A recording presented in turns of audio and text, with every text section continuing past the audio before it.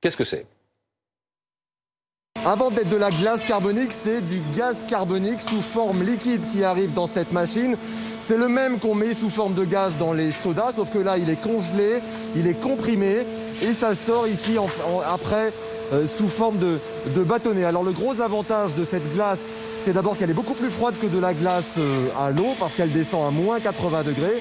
Ça, c'est ce qu'il faut pour conserver les vaccins. Elle reste froide beaucoup plus longtemps. Et en plus, lorsqu'elles fond, elles ne se transforment pas en eau.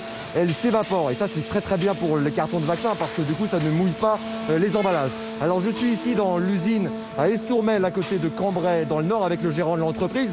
Vous allez avoir beaucoup de commandes qui vont arriver avec les vaccins. Est-ce que vous allez pouvoir fournir ?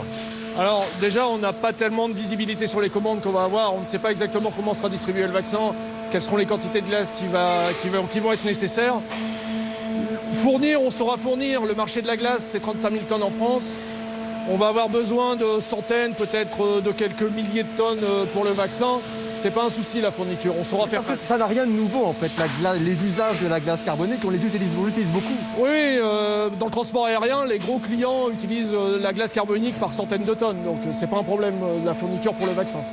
Bon alors, il y a 1 heure, je vous ai dit qu'on verrait ce qui est devenu cette glace qui est restée à l'air libre pendant 1 heure. On va voir si elle a fondu et vous voyez que non, en fait elle ne fond pas, elle s'évapore, il y a juste un petit peu de givre dessus.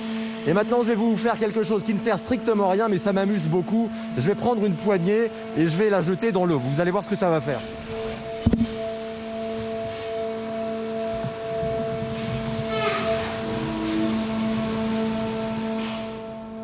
Voilà, ça fait une espèce de buée. Incroyable. Cédric Fesch.